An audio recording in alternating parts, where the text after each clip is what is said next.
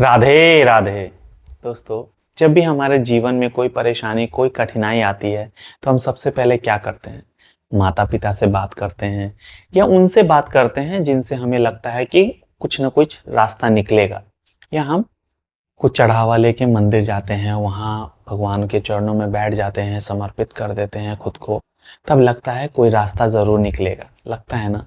अगर मैं आज आपको ये बताऊं कि जो कर रहे हैं कीजिए, एक बहुत छोटा सा उपाय बताऊं, अगर वो कर लेते हैं ना, जीवन बदल जाएगा। कभी भी तकलीफें आए ना तो सबसे पहले आस पड़ोस में देखिए कि जानवर कहाँ हैं। उन जानवरों को जो वो खाते हैं वो लेके जाइए, मन में अपनी परेशानी रखिए, बोलना नहीं है, रखिए और उनके वो खाना खिलाइए और मन की परेशानी को उनको बताइए कि मेरी प्रभु सुन नहीं रहे हैं, तकलीफें बहुत है जीवन में, तेरी सुनते हैं, उन तक पहुंचा दे। उनसे बोल मेरी परेशानी दूर करें। मेरे बच्चे, यकीन मानिए दोस्तों, आपकी परेशानी उसी वक्त दूर हो जाएगी। यकीन मानिए आप।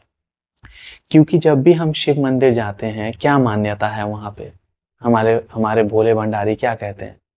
मुझसे मत कहो, नंदी से कह दो उनके कानों में, तुम्हारी सारी मनोकामनाएं पूरी हो जाएंगी। है ना? वही होता है।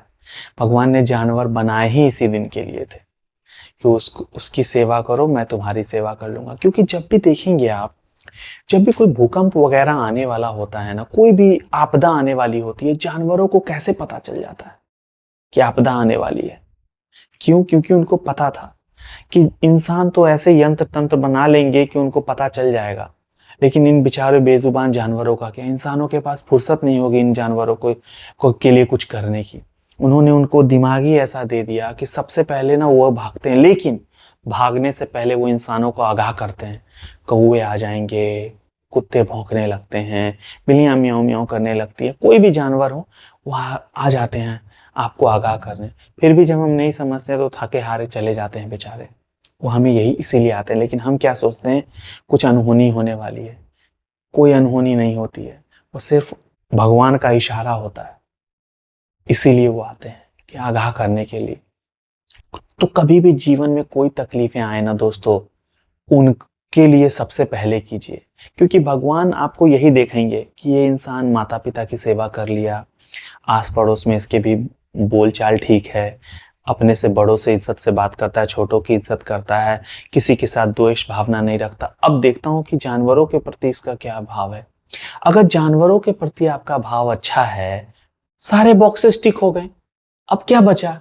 जाइए और मांगिए, दरवाजा खुला हुआ है, लूटिए भगवान के दर से और निकल जाइए, बस हो गया। क्योंकि ये हमारे साथ है, ये हमारा भगवान ने ही ऐसा बनाया है। आप एक छोटी सी बात मैं बताता हूं। कोई बच्चा पैदा हुआ है, ठीक है, बच्चा पैदा हुआ है, उसको तो जुबान भी नहीं है। माँ को कैसे पता चल जाता है कि बच्चे को भूख लगी है? कोई कोई बच्चा तो चलिए रोने से पता चलेगा, कोई बच्चा तो रोता भी नहीं है, बच्चा चुपचाप शांत होकर लेट गया। तो कुछ बच्चे तो शांत भी नहीं होते, कोई भाव ही नहीं देते हैं कि उनको भूख भी लगी है। फिर भी माँ को पता होता है कि मेरे बेटे को भूख लग गई है, उसको खाना खिलाना है, उसके डायपर बदलने हैं, उसको बाथरूम लेके जाना, कुछ भी। कैसे पता? भाव से, एहसास से। वही होता है, जानवरों का एहसास ना सीधा भगवान से जुड़ा हुआ है।